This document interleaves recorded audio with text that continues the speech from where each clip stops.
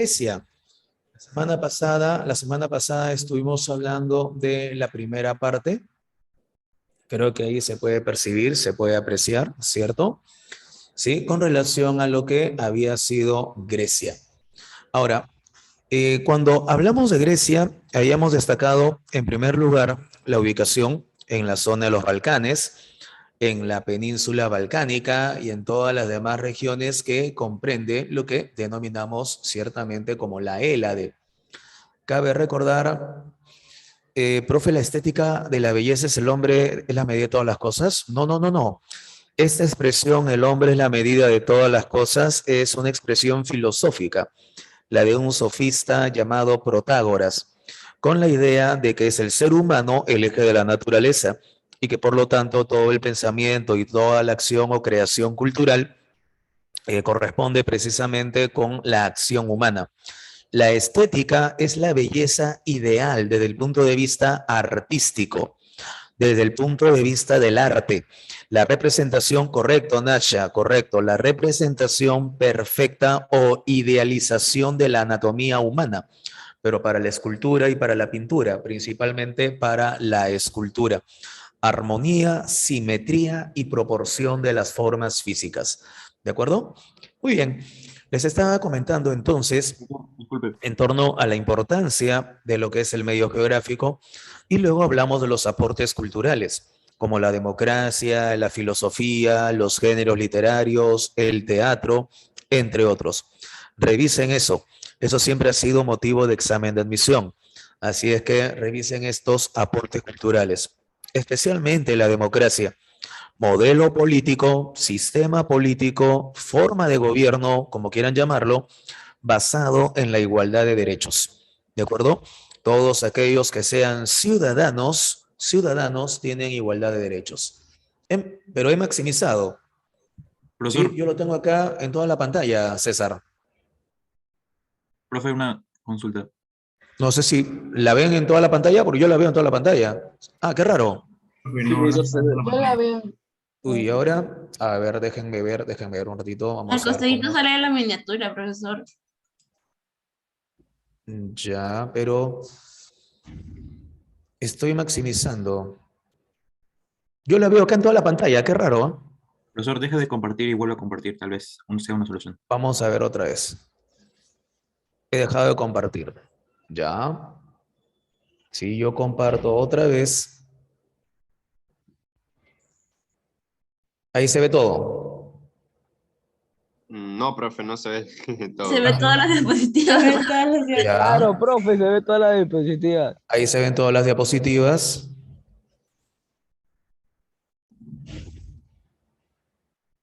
Sí, Acá dice profe. presentación, reanudar presentación.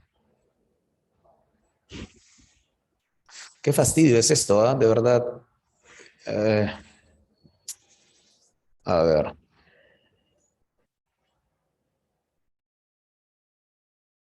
Nada. ¿Y ahora qué ha pasado? A ver, voy a ver por acá. Ujú. Seguro la clase va a estar potente, bro. ¿Cómo? Seguro la clase va a estar potente, digo. Me dice presentación, agregar o quitar botones, no nada. Reanudar presentación, pero tampoco pasa nada. Profesor, pregúntale a la Miss Ethel, porque lo mismo le pasó al profesor de lenguaje. Quizás Así le es, pueda profesor. ayudar. Ya. Qué raro es esto, ¿ah? Ay, ay, ay. Pizarrita, dice. Esa va a tener que ser la última opción. Pero me parece raro.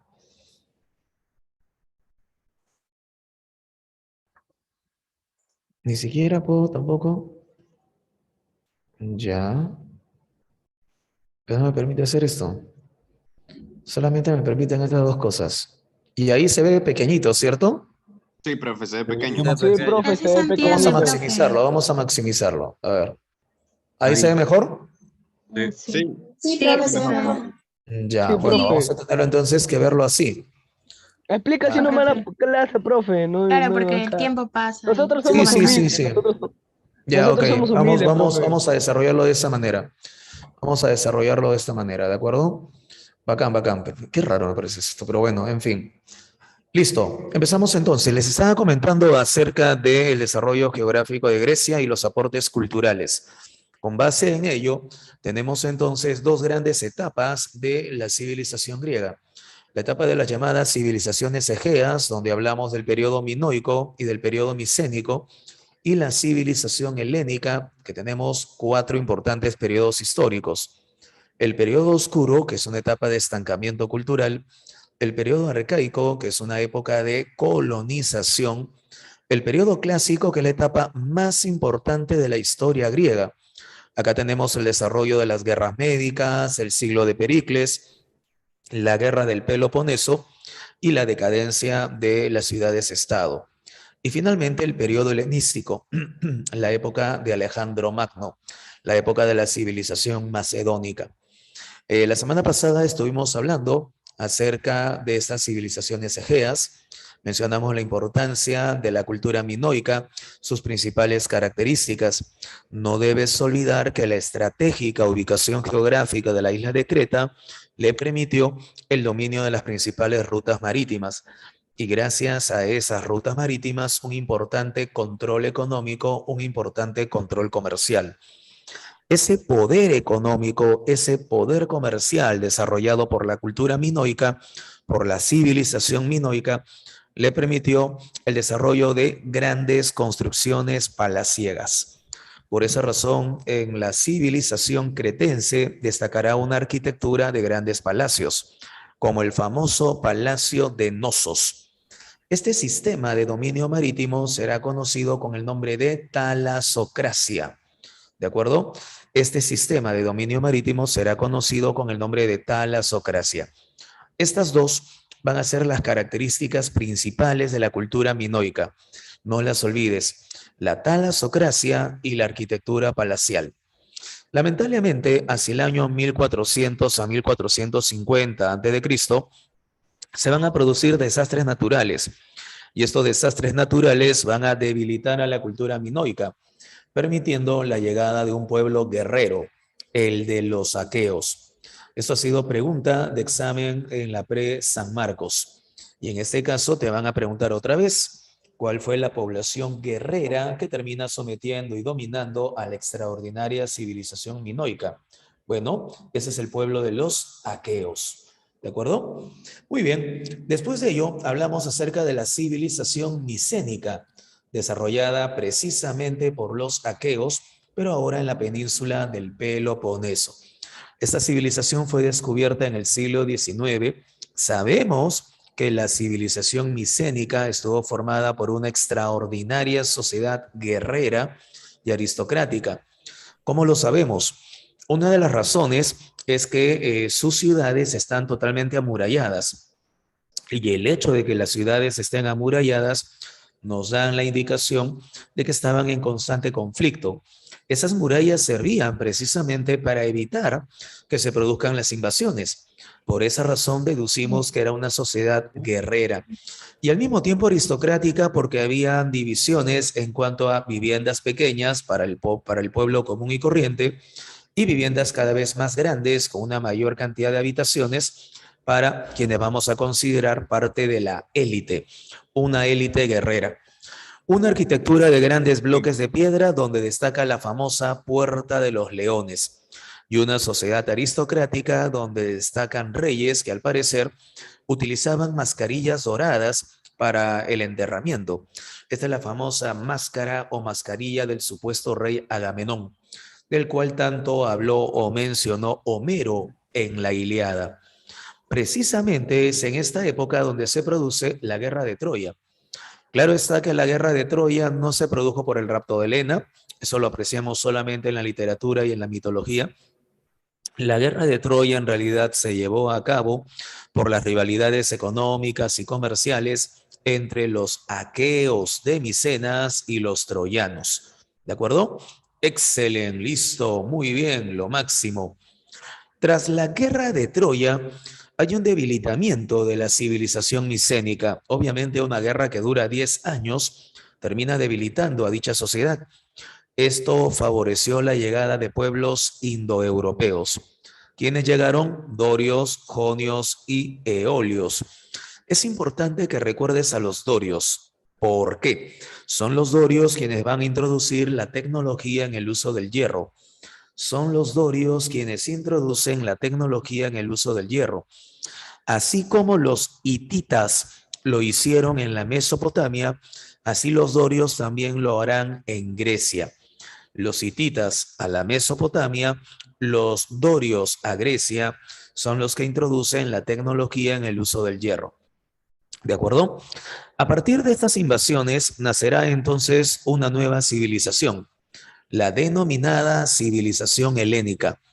Ojo, muchachos, esta civilización helénica es en realidad consecuencia, resultado de una síntesis cultural de varias poblaciones. La civilización helénica nace a partir de un sincretismo cultural. Se mezclan los aportes y las características culturales de los aqueos, de los dorios, jonios, eolios. Producto de ello nace la civilización helénica. Esta primera etapa del desarrollo de la civilización helénica es una etapa de estancamiento cultural. Por lo tanto, tendremos una ausencia de fuentes escritas. Si hay una ausencia de fuentes escritas, los historiadores no tenemos documentos en los cuales poder basarnos para señalar qué había ocurrido en ese periodo.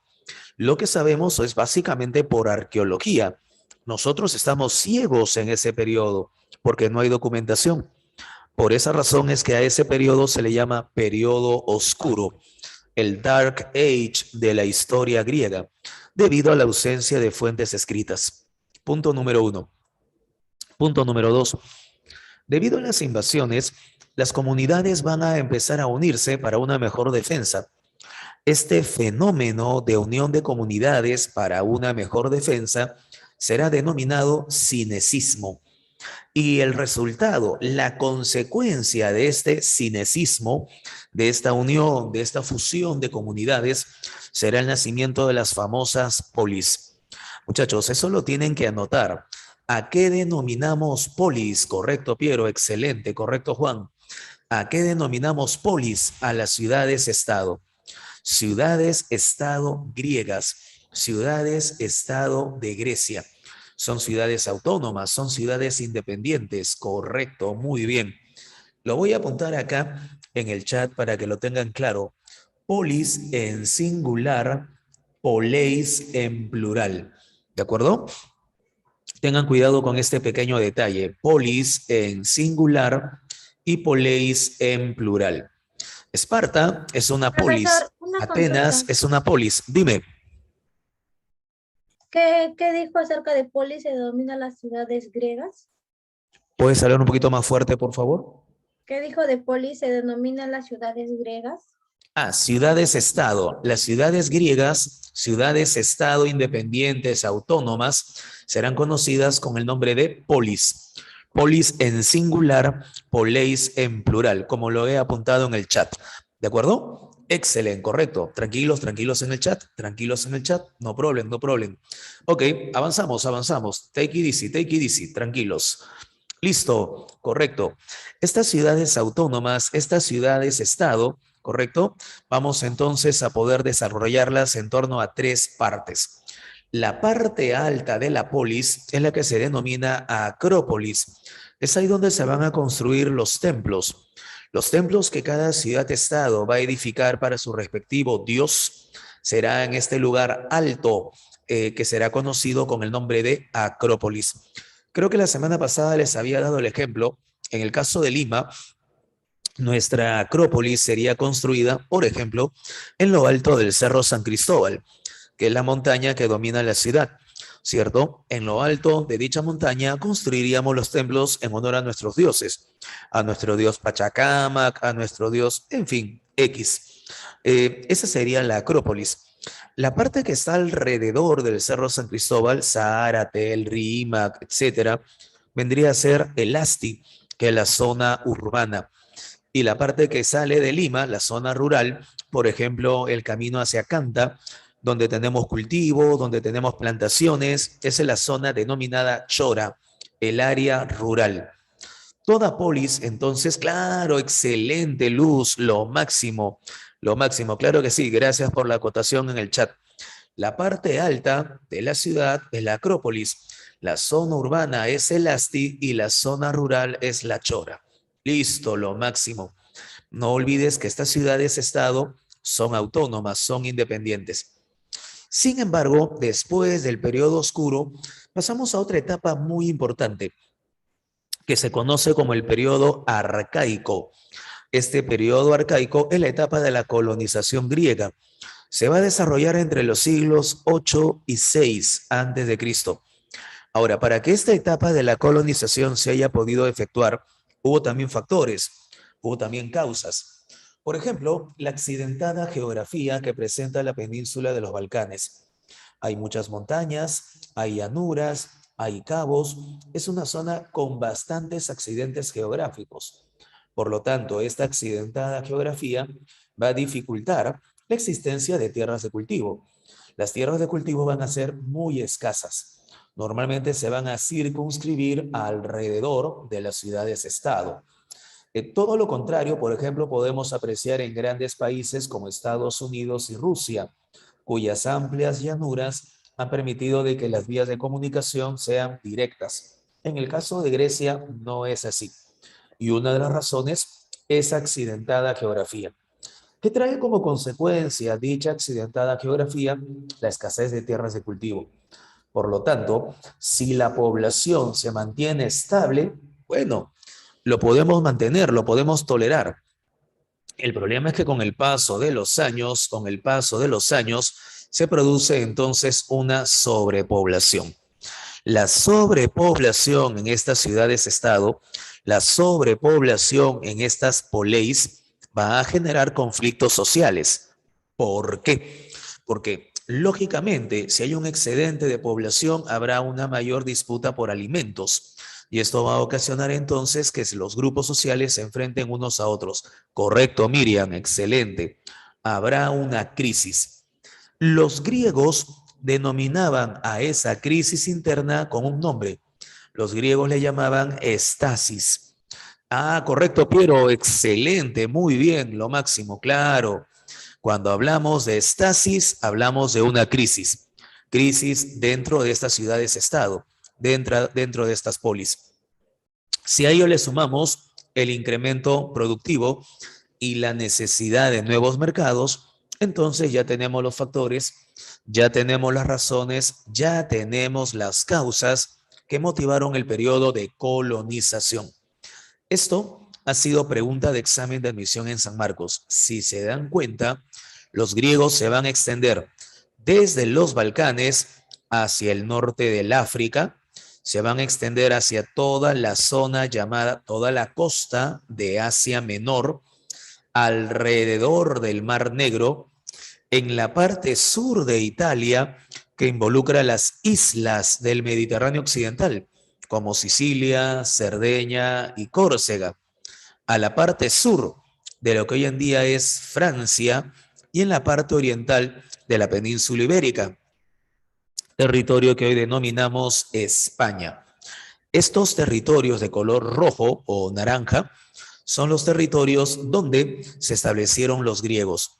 Muchachos, revisen este mapa, ¿sí? Revisen este mapa porque ha sido pregunta del último examen de admisión en San Marcos. Preguntaron acerca de la colonización griega y obviamente tenías que resolver acerca de la ubicación. ¿Dónde se ubicaron los griegos? ¿En qué territorio se encontraban? Y finalmente, ¿hasta dónde habían llegado? Así es que es importante que lo revises, ¿de acuerdo?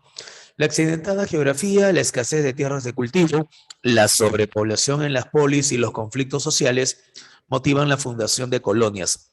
Colonias que serán denominadas apoikias. Estas apoikias son las colonias griegas. Y estas apoikias o colonias griegas serán fundadas por líderes fundadores que serán llamados oikistes. Correcto, Juan, excelente, muy bien. Las grandes ciudades fundadoras de colonias serán llamadas metrópolis. Gracias por la acotación, lo máximo. las grandes ciudades fundadoras de colonias serán llamadas metrópolis. Pero así como habían estas colonias que eran sitios de asentamiento para el excedente poblacional, también habían colonias mercantiles, colonias comerciales, que eran básicamente ferias, ferias de intercambio. A estas colonias comerciales, a estas colonias mercantiles, se les conocerá con el nombre de emporios. Y en distintos lugares del Mediterráneo, esos emporios se van a establecer. ¿De acuerdo? Muy bien. Como consecuencia de esta etapa de colonización, obviamente habrá una expansión comercial, la producción de los griegos se incrementa, lo que a su vez permite la introducción de un sistema monetario. Y acá viene un detalle. Al introducir un sistema monetario en Grecia, aparecerá un nuevo grupo social, un grupo de ricos comerciantes, un grupo de ricos mercaderes, que como es lógico, van a pretender también tener acceso al gobierno, van a pretender tener acceso al poder. Así es que la introducción del sistema monetario, la actividad comercial, permitirá el nacimiento de un nuevo grupo que empezará a disputar el control del Estado con la vieja aristocracia. ¿De acuerdo? Luis, los emporios son zonas comerciales, centros mercantiles.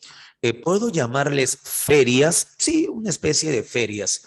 Aunque el término es anacrónico, es muy posterior, pero bueno, son centros de intercambio comercial. ¿Se entendió lo que eran emporios? Correcto, Zaira, excelente, muy bien, lo máximo. Ya está, excelente, listo, correcto, ya está. Esos serán los emporios. Muy bien, a partir de ello tendremos entonces la consolidación de las ciudades-estado. Es lógico suponer que si los griegos se establecen en las costas del Mediterráneo, no solo van a difundir su producción y su actividad comercial, algo así, correcto, muy bien, alguien por ahí me dio el ejemplo, como el Emporio de Gamarra. Así es, como el Emporio Comercial de Gamarra, correcto.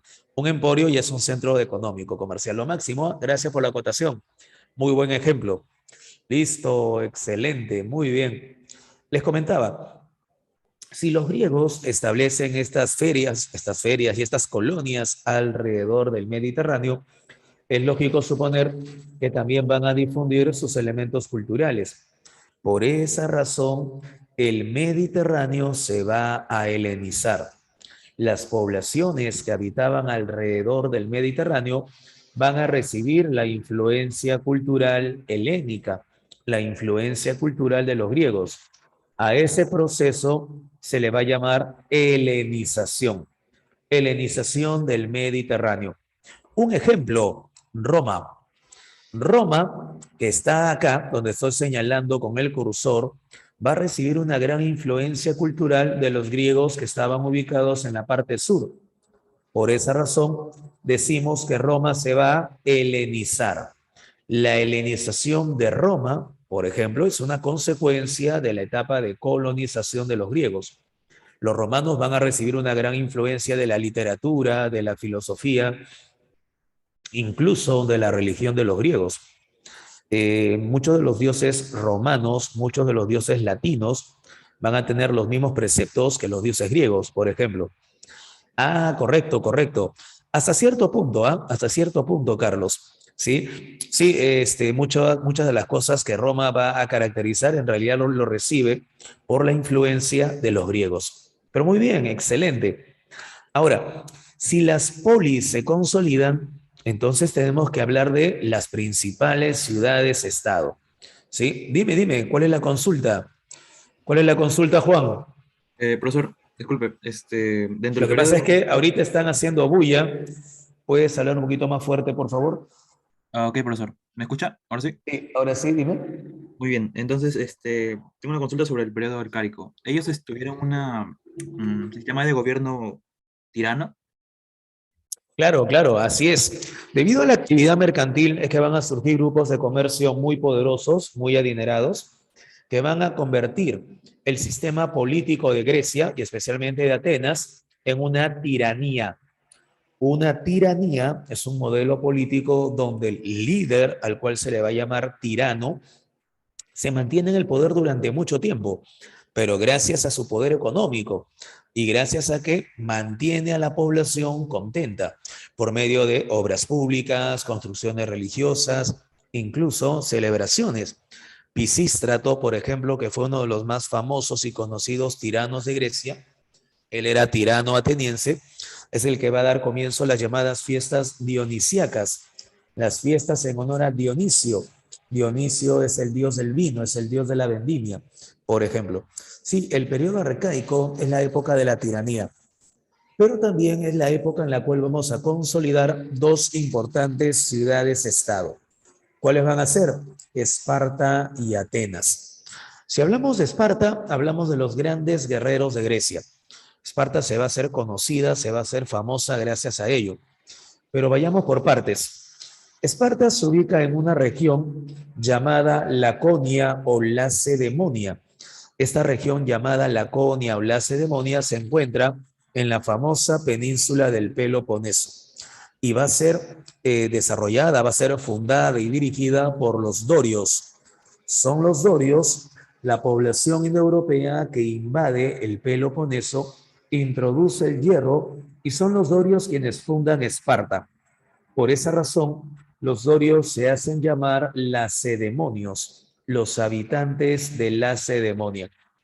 Esta ciudad-estado a la cual llamaremos Esparta, va a terminar organizada, va a ser organizada por un extraordinario personaje, mitad leyenda, mitad historia. Este personaje legendario, entre legendario e histórico, es Licurgo. Y Licurgo será considerado como el creador del Estado espartano. Licurgo será considerado como el creador del Estado espartano. Él es el que logra establecer una constitución que será conocida con el nombre de la Gran Retra. Correcto, Ana Paula, excelente. Él es el creador y organizador de las instituciones políticas de Esparta a través de una constitución que se conoce como la Gran Retra. Esto, por ejemplo, lo sabemos gracias a Aristóteles. Aristóteles, uno de los más famosos filósofos que tuvo Grecia, nos cuenta acerca de las instituciones políticas de Lacedemonia, esto es de Esparta, y él señala como el creador de dichas instituciones a Licurgo, ¿de acuerdo? Ahora, en la parte política, ¿qué es lo que te van a preguntar en el examen? Número 1, si hablamos de las instituciones espartanas, destaca una asamblea de ancianos, 28 ancianos de más de 60 años, que conforman la denominada gerusia.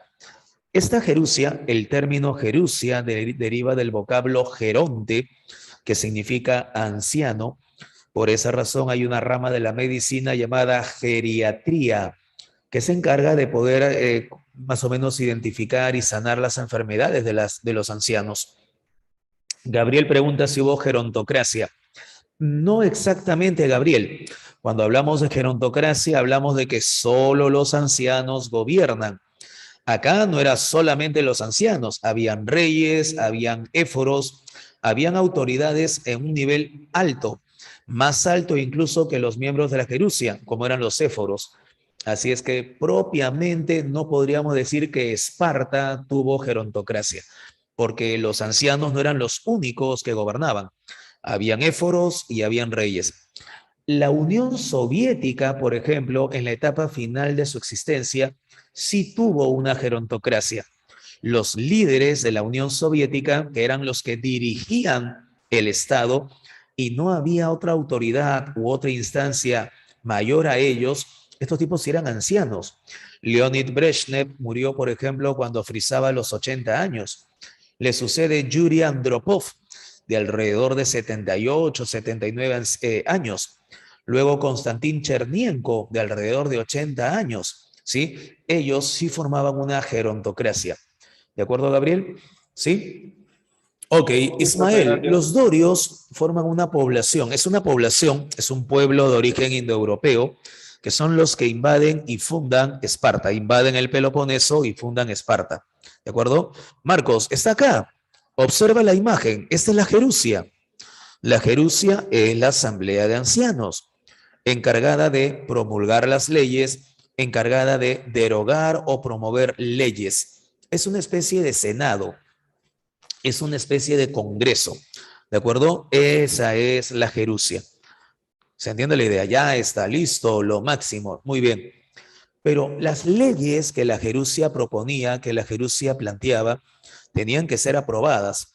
¿Y aprobadas por quiénes? Por los ciudadanos dorios. Estos ciudadanos dorios, también llamados espartiatas, eran guerreros. Ellos se dedicaban a la guerra y formaban una asamblea de guerreros a la cual se le llama apeya. La apeya es la asamblea de dorios, es la asamblea de guerreros, es una asamblea general en la cual se toman decisiones políticas y militares de gran importancia.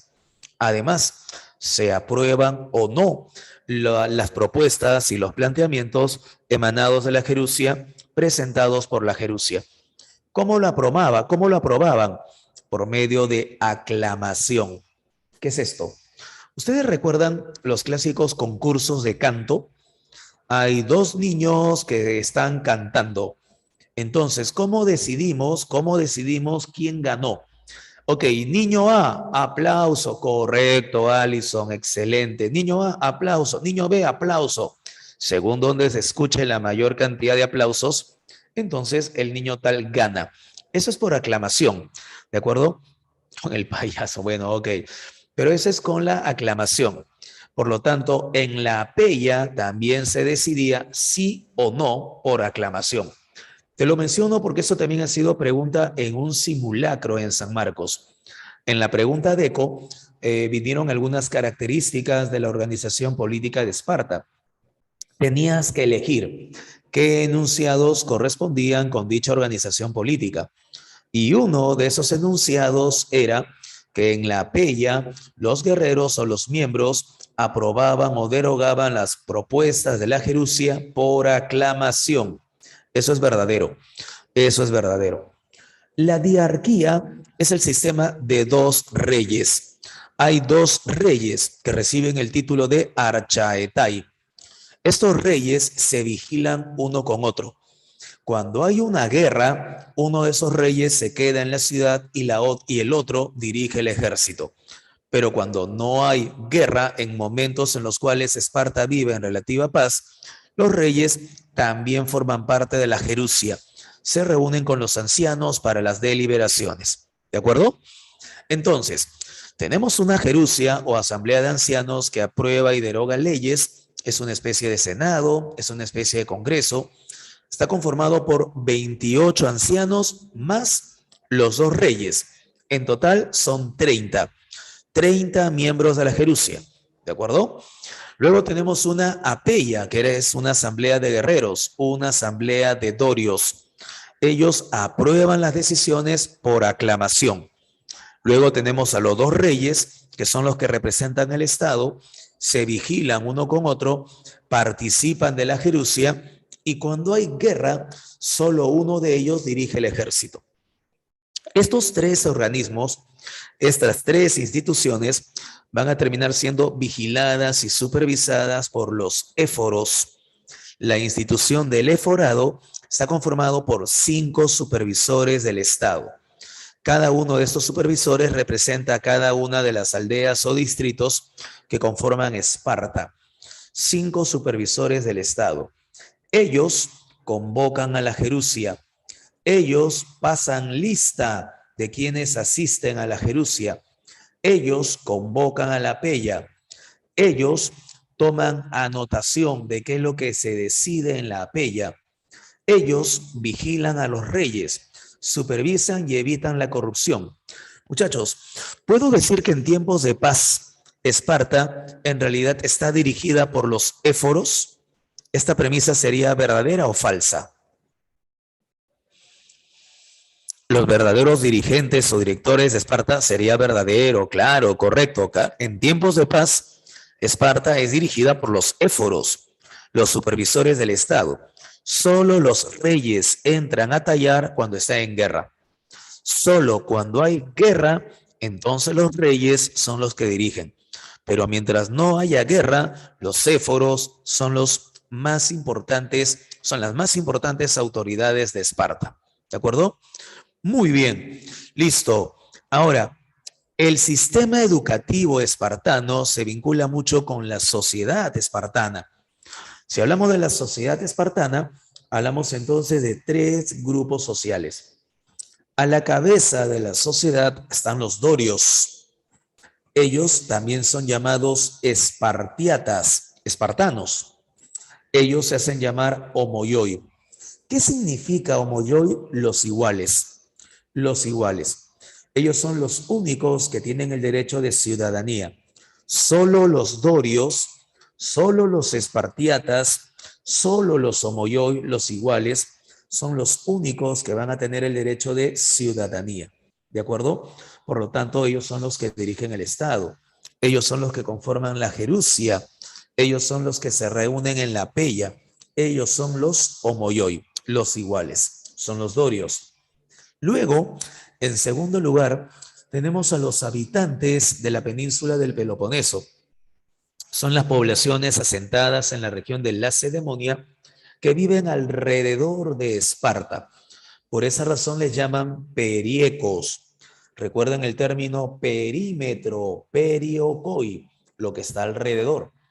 Estos periecos son los habitantes libres de Lacedemonia, porque cuidado con ese detalle, son hombres libres, hombres y mujeres libres. El problema es que no tienen derechos políticos. ¿Participan en la Gerusia? No, ni hablar. ¿Forman parte de la Peya? Tampoco.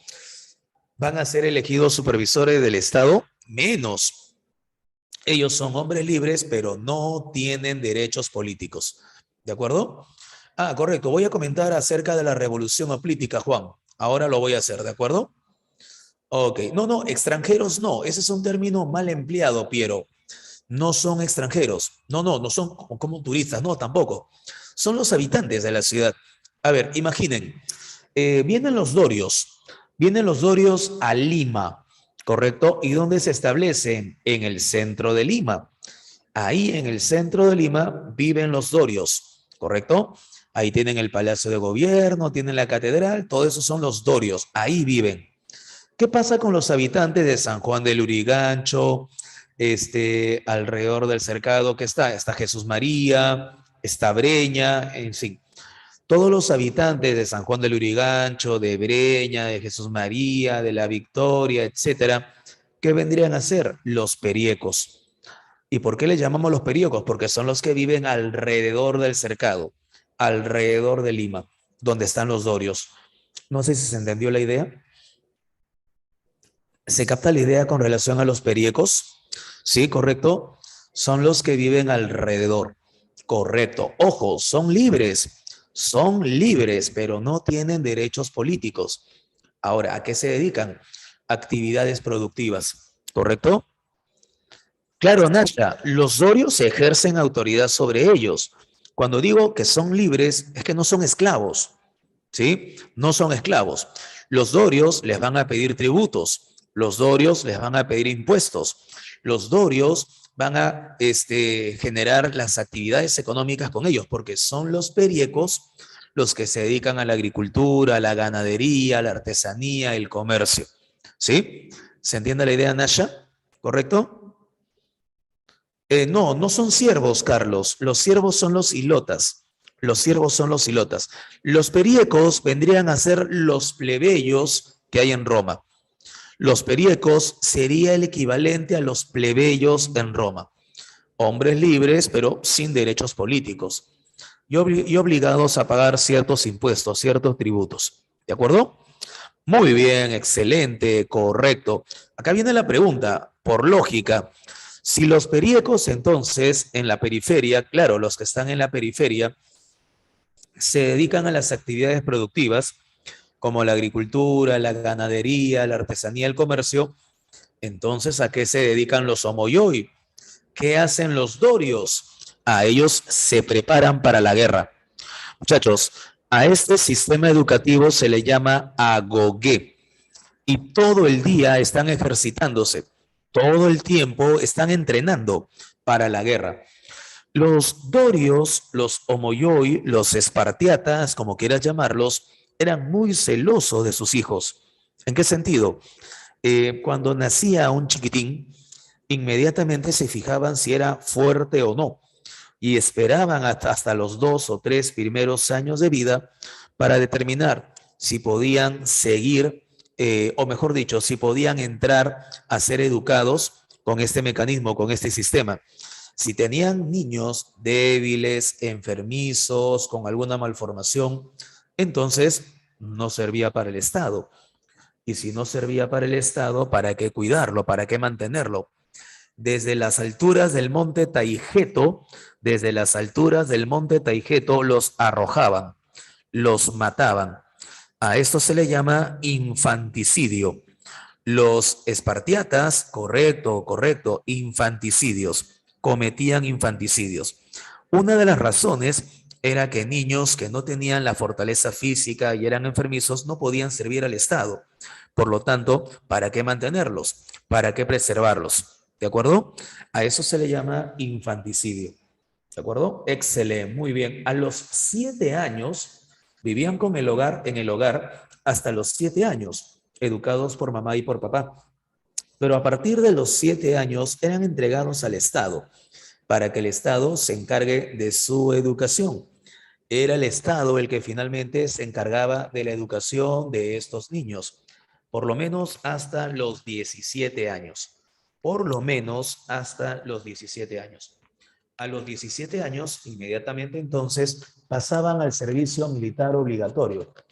13 años de servicio militar obligatorio, hasta los 30. Y a los 30 ya podían ser considerados como ciudadanos. ¿De acuerdo? Así que la situación de estos personajes era ciertamente muy complicada. Esto era parte de ese sistema educativo denominado agoge, denominado de esta manera, agoge. ¿De acuerdo? A no olvidarlo entonces. Ahora, un punto importante a tomar siempre en consideración, que esto es básicamente lo que van a desarrollar los homoyoi. Esto es lo que básicamente van a desarrollar los dorios, los espartiatas. Los periecos no tenían necesidad de ello, ya que los periecos no formaban parte del ejército, inicialmente por lo menos. Los periecos se encargaban, como acabamos de comentarlo, de las actividades políticas, perdón, de las actividades económicas, de las actividades productivas. Pero viene un pequeño detalle, viene sí un pequeño gran detalle. ¿Cuál es? El hecho de que en determinadas circunstancias, cuando había guerras con poblaciones más numerosas, el ejército espartano tenía que incrementarse. El ejército espartano tenía entonces que incrementarse. Corea del Norte sería, Pablo, Corea del Norte, ¿sí? Por esa razón, cuando los periecos empezaron a tener capacidad económica, podían además costear sus propias armas. En el caso de Grecia, a los soldados de infantería se les dotaba de un escudo pesado, un escudo de bronce, llamado oplón. Por esa razón es que a los soldados de infantería se les va a conocer con el nombre de hoplitas. A los soldados de infantería en la antigua Grecia se les va a conocer con el nombre de hoplitas, porque portan este escudo pesado que les sirve de defensa, denominado oplón. Bueno, Januari pregunta acerca de las mujeres. Las mujeres en Esparta tenían una mayor libertad, Januari, pero también se dedicaban a actividades, sobre todo en este caso las niñas dorias, se dedicaban a los juegos, se dedicaban a actividades de entrenamiento. Imagínate pelear con una mujer espartana, era bastante peligroso, ¿eh? Era bastante riesgoso, ¿correcto? Con una ateniense, con una tebana, la podías hacer, pero con una espartana te paraba de cabeza y te pateaba el cráneo. Así que sí, también estaban preparadas para ello. Y ojo, concientizadas en la importancia de la victoria militar para Esparta. Por esa razón, cuando estas mujeres daban a luz, lo único que querían era dar hijos varones para que Esparta tenga una mayor cantidad de soldados. De tal manera que cuando habían batallas y llegaban los mensajeros del campo de batalla, lo primero que preguntaban las mujeres de Esparta no era, oye, ¿y mis hijos? No, preguntaban por Esparta. ¿Cómo quedó nuestro ejército? El mensajero decía, ganamos, ganamos. Ah, excelente. Oye, cuidado, ganamos, pero de tus 5 hijos, 3 han muerto en el campo de batalla. La mujer espartana gritaba de alegría, gritaba de alegría. ¿Por qué? Porque el que mueran tus hijos era honor para tu familia. Esto era honor para tu familia. Entonces, el sentir, la ideología, la idiosincrasia de los espartanos ciertamente es muy distinta a la nuestra de hoy. Ajá, correcto, Alison, muy bien, esa es la idea. Ese es en el caso de las mujeres espartanas. Hay películas como 300, por ejemplo, no sé si la han visto en cable, y recordarán entonces a la mujer de Leónidas, ¿cierto? En este caso, a cada rato la están pasando en cable. La película 300 y su continuación, 300, el nacimiento de un imperio. Pero insisto, es otra época, hay otras características, son otras cualidades. Muchachos, tenemos entonces hasta el momento 2 grandes grupos sociales, homoioi, espartiatas, odorios y los periecos. Estos periecos, cuando puedan costear sus armas, entonces van a poder formar parte del ejército. Pero acá viene el detalle. Cuando forman parte del ejército, van a exigir derechos y se van a rebelar exigiendo derechos. Por ejemplo, formar parte de la Peya, formar parte de la Asamblea de Guerreros. A esto se le llama revolución hoplítica. Los soldados, los hoplitas, exigen derechos políticos. Los homoioi son guerreros, claro, Luis, son los dorios, son guerreros, ¿de acuerdo? Pero van a tener que aceptar a los periecos para poder incrementar el ejército. El ejército de los homoioi era de aproximadamente 10.000 soldados. Pero ¿qué pasa si nos enfrentamos a otras ciudades? Y juntos forman 40.000 hombres. ¡Ah, caray! 40.000 contra 10.000. Estamos en desventaja. ¿Qué hacemos? Llamamos a los periecos. Un ejército de 20.000 periecos. Correcto, ya somos 30.000. Como que podemos presentar una mejor batalla. ¿Se entiende la idea? ¿Sí, correcto? Ok, Sharon, lo que pasa es que esos 300 soldados espartanos de la batalla del Paso de las Termópilas eran la guardia personal del rey Leónidas. No era el ejército era de 10.000 hombres. Era solo la guardia personal, que se sumó a otros 5.000 griegos que llegaron a ese desfiladero para poder defender ese territorio. Entonces era un reducido ejército de unos 5.000 griegos, entre los cuales destacaron 700 de la ciudad de Testias y 300 de Esparta. Claro, correcto, Sharon. No era propiamente por las fiestas a Dionisio, Sharon. Era por las fiestas carnellas. Las fiestas carnellas en honor a Ares, Ares, dios de la guerra. ¿De acuerdo? Excelente, listo. Vania, los periecos inicialmente van a ser obligados, pero cuando ya puedan costear sus armas, irán por decisión. Y al ir por decisión, van a exigir derechos políticos. Oye, ya, yo formo parte del ejército, yo peleo por Esparta, pero también quiero derechos. Esa era la idea. ¿Se entiende, Vania? Sí, correcto.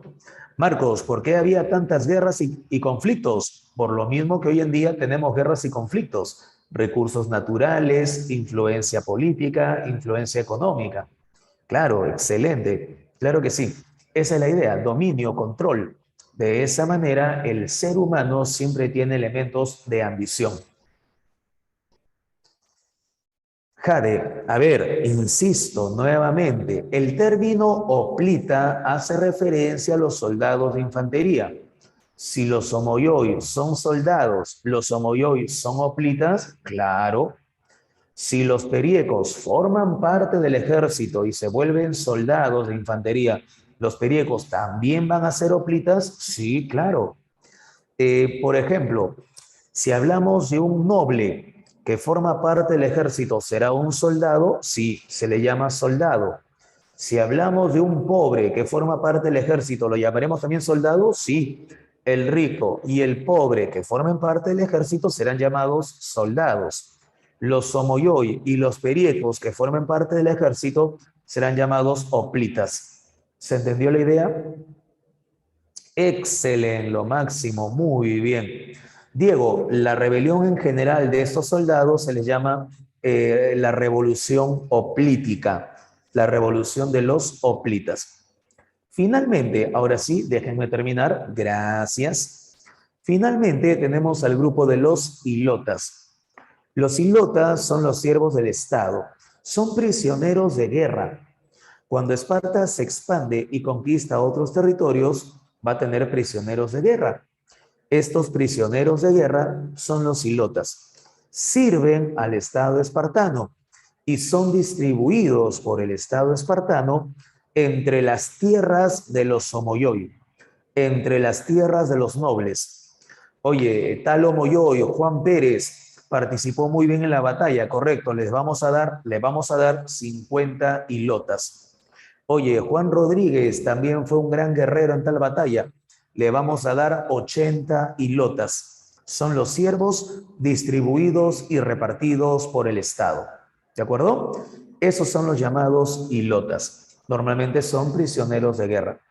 Muchachos, hasta el término esclavo, Piero, es un término distinto, porque el esclavo es vendido, es comprado y no tiene ningún derecho. Los hilotas viven, entre comillas, de manera libre, no los vendían. A los hilotas no los vendían, a los esclavos sí. ¿De acuerdo? Así es, Smith, correcto, muy bien. Entonces, por eso es que a los hilotas no los podríamos considerar propiamente como esclavos. No son totalmente libres, ciertamente, pero no son comprados ni vendidos. No hay mercados de hilotas ni nada por el estilo. Por lo tanto, esclavos no los podríamos llamar de esa manera. 3 grupos sociales, Omoyoi, Periecos e Hilotas. Un sistema educativo militarizado, Agogé. Eso es Esparta. Si hablamos de Atenas, hablamos entonces de una ciudad ubicada en la península del Ática, entre montañas como el Parneso, el Pentélico y el Golfo Sarónico. Esta zona de la península del Ática es la que vamos a denominar Atenas. ¿Fundada por quiénes? Por los jonios. Primera analogía, ahí lo pueden hacer en el chat, ya que muchos de ustedes lo han estado practicando. Esparta es a Atenas, Esparta es a Dorios, como Atenas es a jonios. ¿Se entiende la idea? Los fundadores de Esparta son los dorios, así como los fundadores de Atenas son los jonios. ¿Esta primera idea se ha entendido? ¿Sí, correcto? Sí, profe. Claro, excelente, Nasha. Muy bien, ya está. Segunda analogía, practíquenlo ahí en el chat. Esparta se ubica en el Peloponeso, así como Atenas se ubica en el Ática. Esparta es al Peloponeso, como Atenas es al Ática, la península del Ática. Yo lo voy a poner acá en el chat, mejor, yo lo pongo. No se preocupen, no se preocupen. Vamos a ponerlo por acá. Peloponeso es a Esparta, correcto, gracias, muy bien. Como la península del Ática es a Atenas. Listo, ya está, correcto, muy bien, excelente Juan, gracias. Listo, no hay problema. Tenemos entonces los fundadores y finalmente Dorios, Sanji, voy a apuntarlo, no hay problema. Dorios son los fundadores de Esparta, así como los jonios son los fundadores de Atenas. Listo, gracias. Correcto, Juan. Gracias, excelente. Angie, ¿se entendió? Juan también nos está colaborando, lo máximo. Sí, profesor. Listo, muy bien, ya está. Ahora, en el caso de Atenas, también tendremos a un gran organizador. Ojo, no olviden que el gran organizador de Esparta es Licurgo. El creador de las instituciones políticas de Esparta es Licurgo. Bueno, de manera similar, en el caso de Atenas, el más importante organizador político y social será Solón de Salamina, ¿ok? que es uno de los 7 sabios de Grecia. ¿Cómo se divide la sociedad de Atenas? Creo que es más fácil. 2 grandes grupos, ciudadanos y no ciudadanos. ¿Quiénes son los ciudadanos? Ahí tenemos a los nobles, a los cuales llamaremos eupátridas, los bien nacidos. Ellos forman la élite, ellos forman la aristocracia, ellos forman a la gente cool, light, nice. Ellos son de la high society. Los que tienen linaje, abolengo, tienen pedigrí. Esos son los eupátridas, ¿de acuerdo? Ahora, el otro grupo, pobladores, comunes y corrientes, esos son los demiurgos. Los demiurgos es el pueblo. Comunes y corrientes son los nacos, ¿de acuerdo? Tenemos a los eupátridas, miembros de la nobleza, y tenemos a los demiurgos, el pueblo en general. ¿Correcto? Ambos son los ciudadanos de Atenas. ¿Quiénes no son ciudadanos? Por un lado tenemos a los metecos, que son los extranjeros, y por otro lado tendremos a los douloi, que son los esclavos. Metecos, que son los extranjeros, y los douloi, que son los esclavos. ¿De acuerdo? Muchachos, por ejemplo, acá en el Perú tenemos hermanos colombianos, venezolanos, chilenos, argentinos. Ellos, que son extranjeros, ¿cómo les llamaríamos acá? Metecos. ¿Sí? A los colombianos, venezolanos, chilenos, argentinos, claro, les llamaríamos metecos, porque son los extranjeros. ¿Se entendió la idea? ¿Sí, muchachos? ¿Correcto? Excelente, listo, ya está, muy bien. Ahora, por lógica, usemos el criterio. Argentinos, chilenos, venezolanos o colombianos que estén acá en el Perú, si no cumplen los requisitos, si no son considerados ciudadanos, ¿podrán votar? ¿Podrán postular a ser alcaldes, congresistas? No, no. Si no cumplen con los requisitos y no son ciudadanos, entonces no tienen esos derechos. Por esa razón, en el caso de Atenas, los metecos tampoco formaban parte de las asambleas políticas ni nada por el estilo. ¿Estamos de acuerdo? ¿Sí? ¿Correcto? Entonces, esta es la organización social de Atenas. Ahora, pasamos a la parte política. Y en la parte política tenemos estos elementos. No se hagan tanto problema. Solamente está en información, pero no se hagan tanto problema. Solo escuchen lo que les voy a comentar. Hay una institución a modo de Senado, a modo de Congreso, que se conoce con el nombre de Bulé. Como está conformada por 400 ciudadanos, se le conoce entonces como el Consejo de los 400. Mira qué originales. ¿Cuántos miembros hay? Hay 400. ¿Cómo le llamamos a la asamblea? El Consejo de los 400. Qué originales son. Bueno, a ellos se le llama el Bulé. Ellos se encargan de las funciones legales, de hacer propuestas legislativas, promover o derogar leyes. El Bulé se convierte en el órgano supremo de la gestión del Estado. Voy a anotarlo acá en el chat para que lo tengan claro. Lo que para Atenas es el Bulé, lo voy a apuntar por acá, lo que para Atenas es el Bulé, para la zona, voy a apuntar, vamos a ver acá, es el Bulé, ajá. Para Esparta sería la Jerusia, para Esparta sería la Jerusia, y para Roma sería el Senado. Y lo que para los romanos sería el Senado. Claro, para nosotros sería el Congreso. ¿Se entiende la idea? Esa sería, por ejemplo, la analogía. Para Atenas, el Bulé. Para Esparta, la Jerusia. Para Roma, el Senado. Para nosotros, el Congreso. ¿Se entiende la idea, muchachos? ¿Sí? Aprobación, derogación de leyes, máxima institución del Estado. Excelente, ya está, lo máximo. ¿Ven? Es sencillo, no sean problemas. Luego tenemos otra institución. Esta institución es la del arcontado. Ah, caray, ¿y qué son los arcontes? Los arcontes son funcionarios públicos encargados de ciertas actividades. encargados de ciertas actividades. Hay un arconte, por ejemplo, Basileus, que es el arconte rey.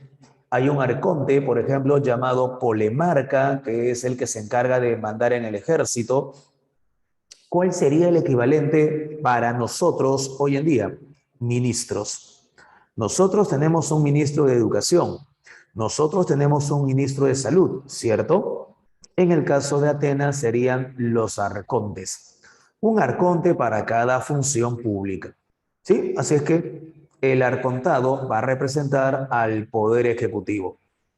Luego tenemos una asamblea de ciudadanos. Se le llama eclesia, lo que para Esparta vendría a ser la apeya. Para el caso de Atenas es la eclesia. ¿De acuerdo? Muchachos, esto es muy importante, ¿eh?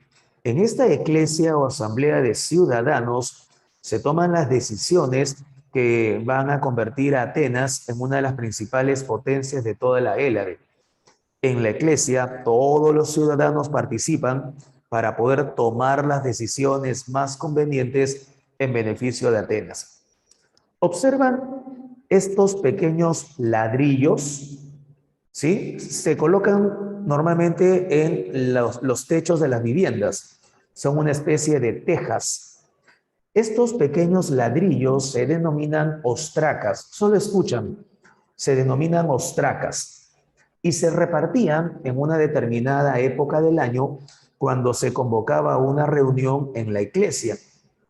La idea era que todos los asistentes, un mínimo de 6,000 ciudadanos, colocaran en esos pequeños ladrillos el nombre de la persona que consideraban podría ser un peligro para la ciudad. Reunían todas las tabletas y el nombre que más se repetía, por ejemplo, acá dice Arístides, esa persona tenía que irse de la ciudad. Lo estaban votando, lo estaban exiliando, lo estaban desterrando. No porque hubiese hecho algo malo, sino porque mucha gente pensaba que podría hacerlo. Entonces, a modo de un mecanismo preventivo, la persona tenía que ser exiliada, desterrada. Como la tableta se denomina ostraca, el sistema fue llamado ostracismo. ¿Qué es el ostracismo? Un destierro político. Muchachos, ¿esa idea está clara? ¿Se entiende lo que es el ostracismo? Un destierro político es un exilio. Votamos a la persona de la ciudad, pero por un periodo máximo de 10 años. Por un periodo máximo de 10 años. Ese es el llamado ostracismo. ¿Vamos bien? ¿Sí? ¿Correcto? Ok, muchachos, hago un pequeño feedback. El gran organizador de Atenas fue Solón, Solón de Salamina, así como el gran organizador de Esparta fue Licurgo. ¿De acuerdo? No lo deben olvidar. El destierro político que va a desarrollar Atenas para poder defender a la democracia se denomina ostracismo. Y de esa manera se salvaguardaba el sistema democrático. Hay otras dos instituciones, pero son de tendencia judicial. Estas dos instituciones judiciales van a ser el Areópago y la llamada Eliea. El Areópago se va a encargar de los delitos mayores, especialmente asesinatos o ataques contra la religión, mientras que la Eliea formará el llamado Consejo de los Eliastas, que son jueces populares, ¿sí? Para delitos menores. Por ejemplo, un robo, ¿ante quién lo denunciamos? Ante un Eliasta. Un asesinato, ¿ante quién hacemos la denuncia? Ante el Areópago. Delitos mayores, el Areópago. Delitos menores, la Elía, el Consejo de los Eliastas. ¿De acuerdo, muchachos? No sé si quedó claro el concepto de ostracismo como destierro político. Muchachos, ¿se entendió ese concepto? Sí, profe. Ah, excelente, excelente, correcto, lo máximo. Muy bien, listo. Excelente. Ahora, habrá una evolución política de los sistemas de Atenas. No nos hagamos tanto problema. Así es, Juan, correcto. Esparta es a Licurgo, como Atenas es a Solón de Salamina. Salamina. Muy bien. Atenas pasa por una evolución política. Primero, Atenas se organizó en torno a una monarquía, ¿sí? En este caso, el periodo de los reyes. Ahí destaca la figura de un famoso soberano llamado Teseo. Creo que ustedes recuerdan a Teseo por la mitología. Teseo es el que le da muerte al Minotauro, al famoso hombre toro de la isla de Creta. ¿Sí? Eso es en la etapa de la monarquía. Pero ya entre los siglos 7 y 6 antes de Cristo, la monarquía será reemplazada por la aristocracia. Esto es el gobierno de la nobleza, el gobierno de la élite. Es en esta época de la aristocracia, es en esta época del gobierno de la nobleza que el arcontado empieza a ser más importante, empieza a consolidarse. De esta época de la aristocracia destacará la figura de un gran reformador llamado Dracón.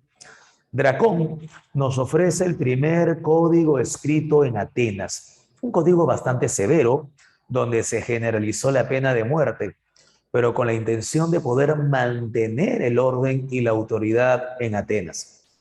Con el paso del tiempo y debido a la expansión económica y comercial de la aristocracia, pasaremos a la timocracia, un sistema de organización basado en el honor. ¿Cómo le llamaban honor los griegos? Timé. Por esa razón es que el honor, el timé, será denominado timocracia. ¿Y quiénes eran los que poseían honor? Aquellos que tenían mayor capacidad económica. Básicamente, la timocracia está sustentada en el gobierno de los ricos, en el gobierno de los poseedores. ¿Poseedores de qué? Poseedores de tierras y poseedores de importantes negocios. Son ellos los que finalmente tienen honor, ¿de acuerdo? El honor se mide a partir de la riqueza. Y esto es lo que genera el desarrollo de este sistema denominado así, timocracia. El organizador de este sistema timocrático es Solón, Solón de Salamina, uno de los 7 sabios de Grecia. ¿De acuerdo? Muy bien, punto importante. Después de las reformas de Solón, aquí está el famoso Solón, bien sexy. Después de las reformas de Solón, la reforma social, la reforma política, XD. Después de ello, vendrá otro sistema de gobierno que habíamos comentado, la tiranía. La tiranía, ¿correcto? Muchachos, hasta el momento, si por ahí les viene alguna pregunta de orden cronológico, ¿cuál fue el primer sistema político que tuvo Atenas? La monarquía. Y el segundo sistema político que tuvo Atenas, la aristocracia. Y el tercer sistema, timocracia. Correcto, ya está, ya lo entendieron. Son lo máximo, muchachos, ¿eh? Ustedes están en otro level, ni a hablar, son lo máximo. Y luego de la timocracia, la tiranía. Luego de la timocracia, la tiranía. No olvides que el tirano es aquella persona que se mantiene en el poder durante un largo tiempo, pero con apoyo popular. El mantenerse en el poder es ilegal, pero como tiene apoyo popular, entonces no hay problema. Y ahora bien, ¿cómo se mantiene con apoyo popular? Obras públicas, reparto de alimentos, construcción de una serie de edificaciones, algo así, Catherine. Pero el detalle de una dictadura es que normalmente los dictadores no tienen apoyo popular, se imponen por la fuerza. En el caso de la tiranía en Grecia, estos sí eran apoyados por la población. ¿Por qué? Porque el tirano los engreía, ¿cierto? Imagina un tipo que diga, no sé, se me ocurre un presidente que diga, oye, ¿sabes qué? Vamos a dar bonos todos los meses. Vamos a construir esto, vamos a construir lo otro. Todos los ciudadanos. Populismo, correcto, Catherine, excelente, lo máximo. 10 puntos más para el examen de admisión. Correcto, Catherine, lo que hoy en día podríamos señalar populismo. Y la gente estaba tranquila, ¿cierto? Por ejemplo, ¿qué hizo Pisístrato? Florecimiento económico y cultural de Atenas. Y la gente se sentía orgullosa de lo que era Atenas, ¿ah? Pisístrato favorecerá al campesinado mediante una reforma agraria. le quita tierras a los nobles, ¿sí? Y las reparte entre los campesinos. ¿Quiénes están felices? Los campesinos. Algo así, Alexia, correcto, muy bien, algo así, tienes mucha razón. Por eso es que hasta el día de hoy en muchas provincias del interior, muchos recuerdan a Fujimori, ¿cierto? Por los hospitales, por las escuelas, por las pistas.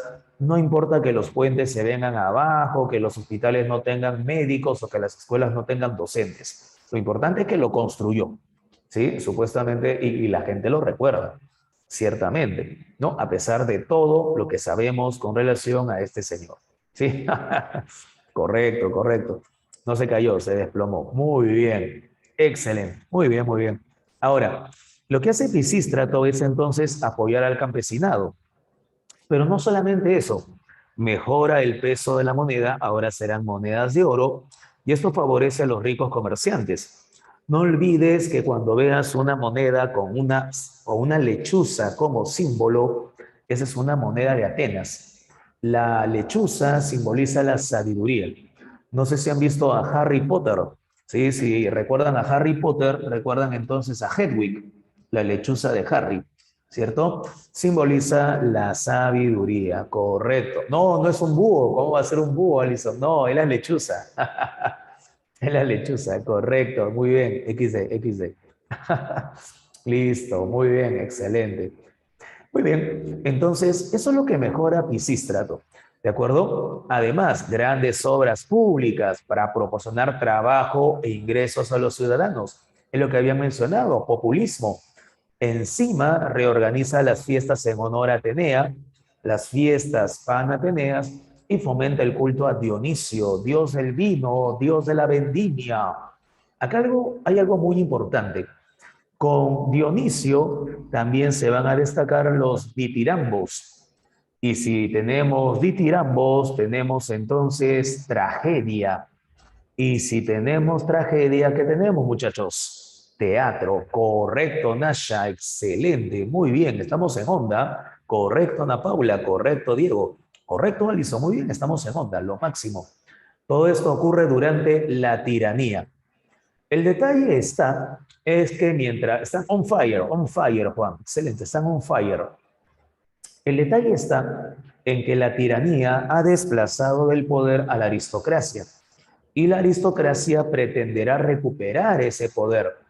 Es por eso que un tipo llamado Clístenes decide entonces instaurar la democracia ofreciéndole a la población derechos políticos, derechos de participación. Siempre y cuando seas miembro de la ciudadanía, entonces podrás acceder a las funciones del Estado. Esto es lo que motiva a Clístenes a instaurar el sistema democrático. Muchachos, pregunta de examen. Stanford, Cambridge, Yale, Princeton, Harvard, San Marcos. ¿Puedo decir que la democracia se instaló con el objetivo de acabar con la tiranía? ¿Verdadero o falso? It's true. Verdadero. Correcto. True or false? True. Muy bien. Verdura, dice Diego. Correcto. Muy bien, Catherine. True. Faltó la E, pero no hay problema. True. Listo, excelente, ya está, lo máximo. Muy bien, por eso es que a Clístenes se le considera como el padre de la democracia. Muchachos, un dato importante, un dato importante. La democracia instalada por Clístenes se basa en este concepto, no lo debes olvidar. Isonomía, isonomía o isonomia. ¿Qué significa esto? Igualdad de los ciudadanos ante la ley.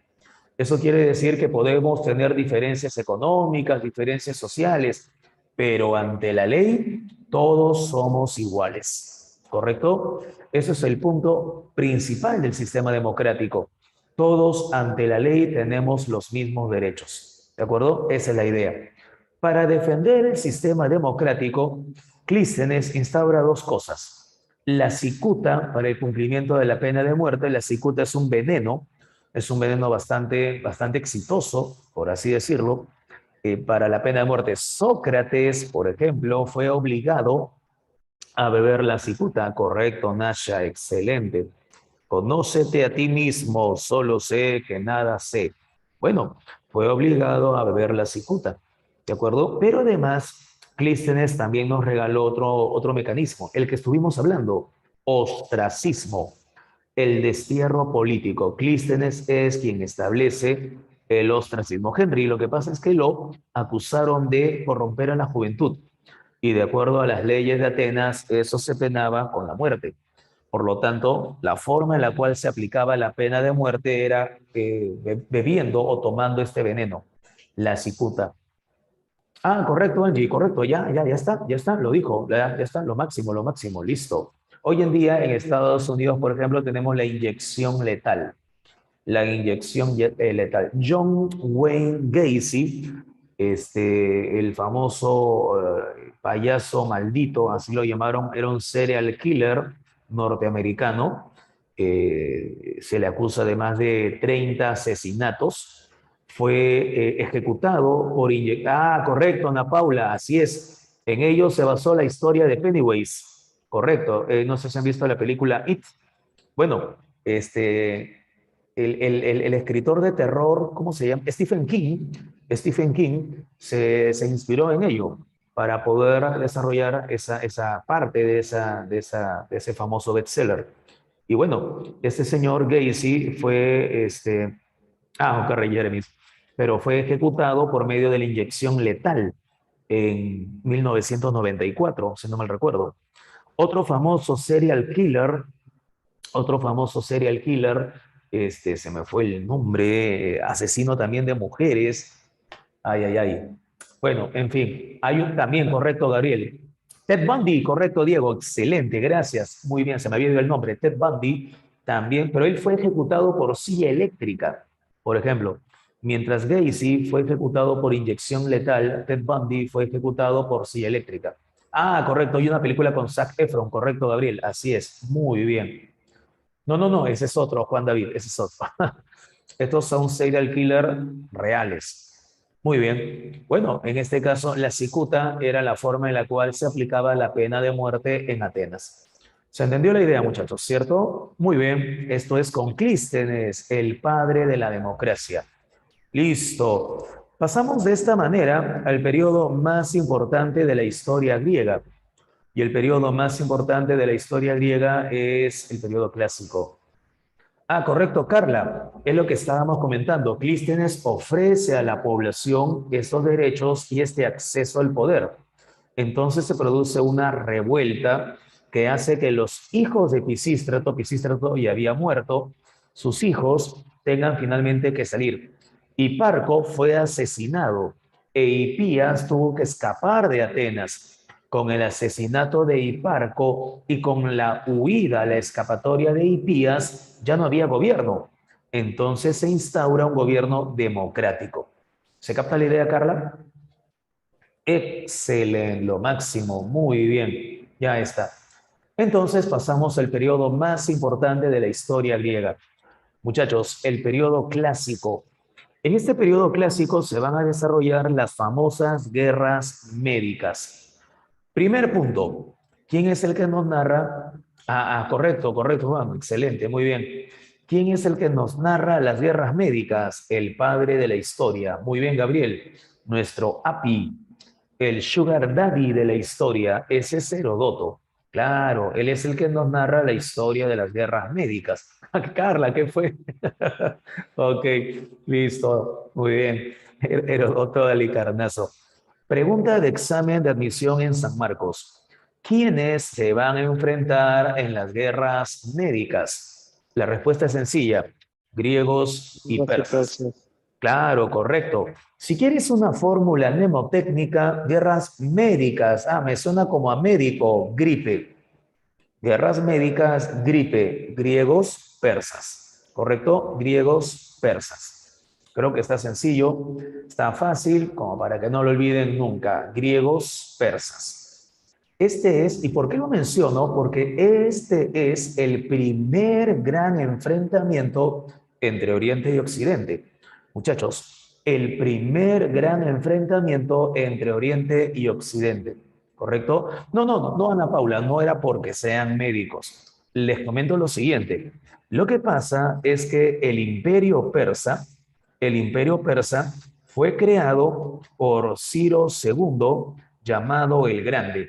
Ciro II el Grande derrotó a los medos. Por esa razón, inicialmente a este imperio se le llama Imperio Medo-Persa. Pero ojo, ¿qué te dice la lógica? Si son los medos quienes fueron derrotados, entonces cuando haya una guerra, ¿a quiénes vamos a colocar en primera fila? No vamos a poner a los persas. ¿A quienes colocamos? A los medos, correcto, muy bien. Cuando los griegos ven al ejército persa, ¿a quiénes ven en primera fila? A los medos. Por eso los griegos les llaman guerra contra los medos, guerras médicas. ¿Se entendió la idea, muchachos?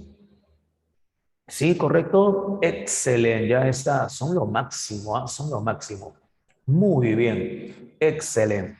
Ahora, ese es el primer gran enfrentamiento entre Oriente y Occidente. ¿Cuáles fueron las causas? ¿Cuáles fueron las razones?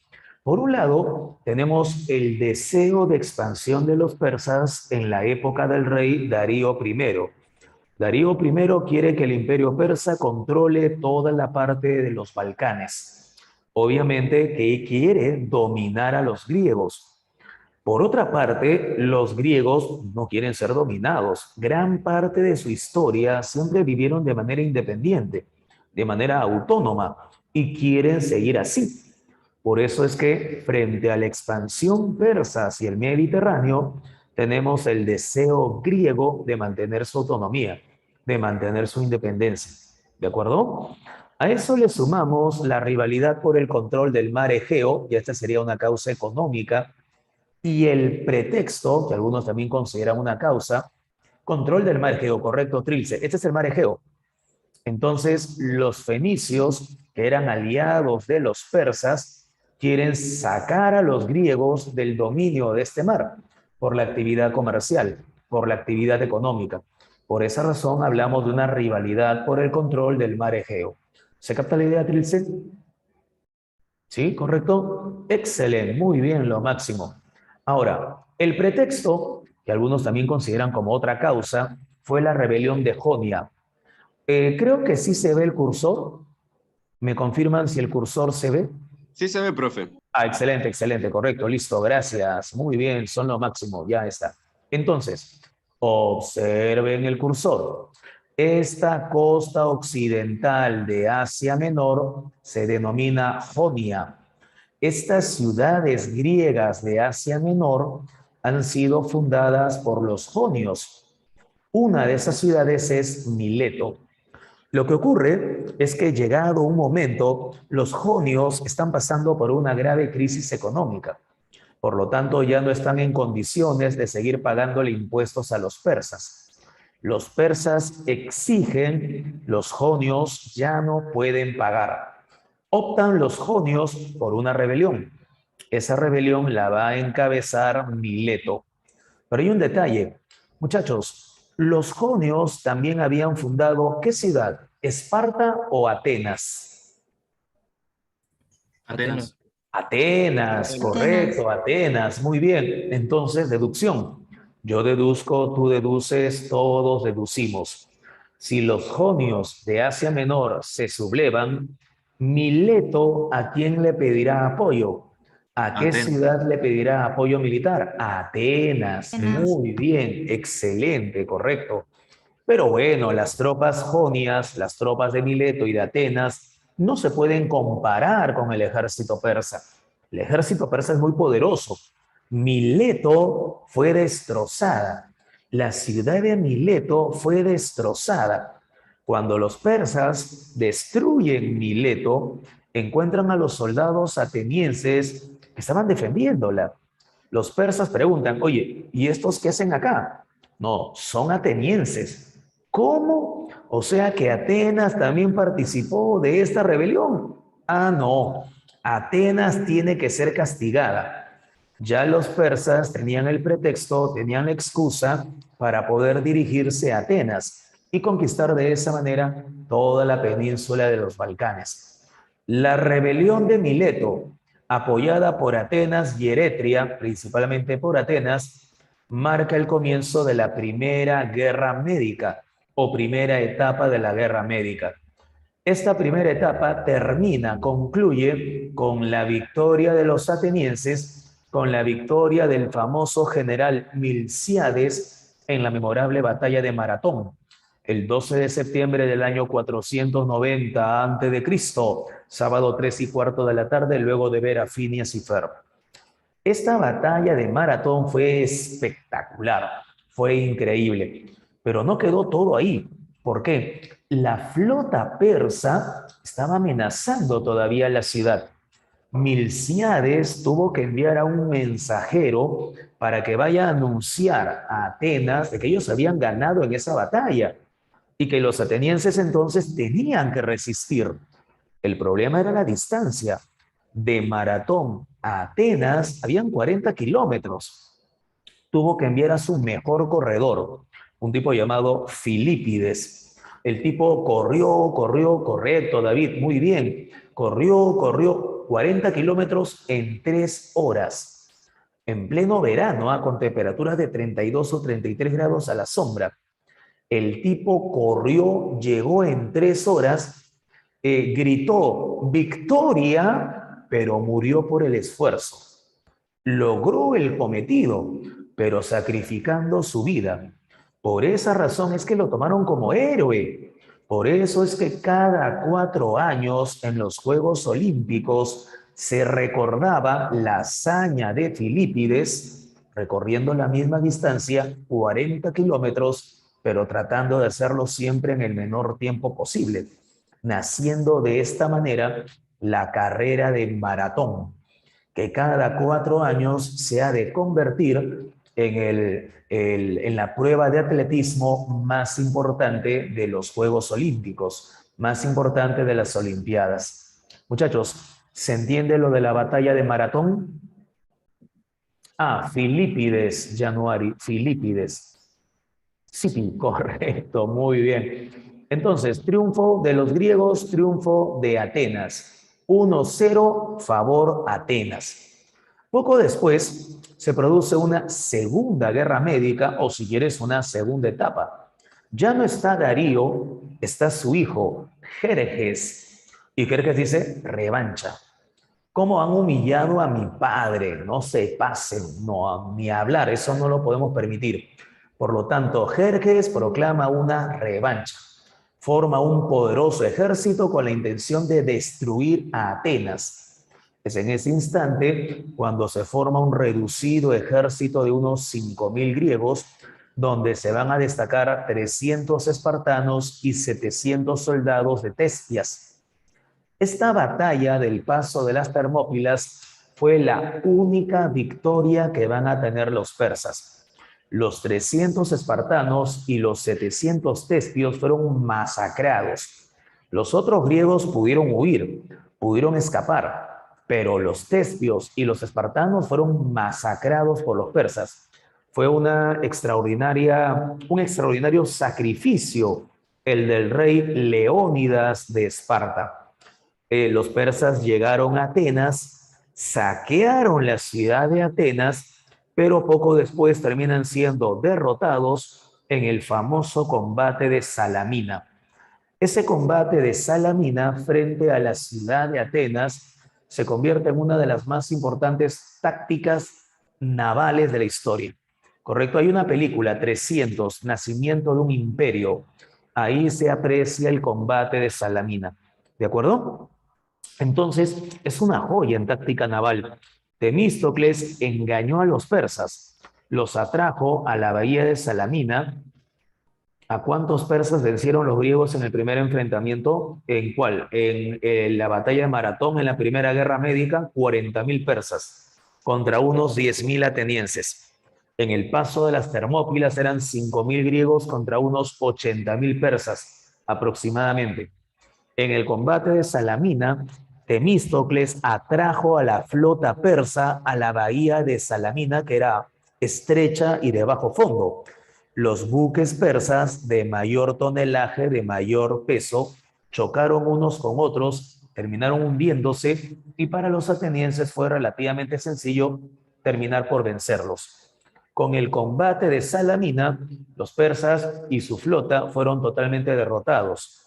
Al año siguiente, una nueva victoria de los griegos en Platea y otra en Micala le pone punto final a las guerras médicas.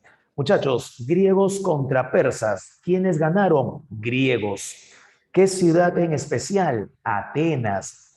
Eso permitió entonces que Atenas se convierta en la más importante y destacada ciudad-estado en toda la Hélade. ¿De acuerdo?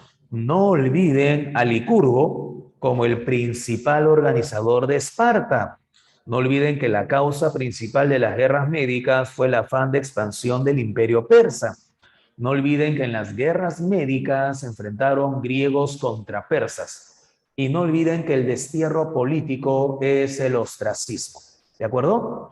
Consecuencias de las guerras médicas. La victoria favorece a los griegos, especialmente a Atenas. Se forma la Liga de Delos, dirigida por Atenas, y finalmente los persas terminan siendo completa y totalmente vencidos. Ah, correcto, Stephanie. Muy bien, solo vamos a ver en unos instantes. Correcto. Se logra la liberación de las ciudades jonias de Asia Menor. Ahora ya no tienen por qué pagar impuestos o tributos al imperio persa. Van a ser libres y se produce la decadencia del imperio persa. Esto nos lleva entonces a la etapa más importante de la historia de Atenas, el famoso siglo de Pericles. Muchachos, con este siglo de Pericles, ¿a qué nos referimos?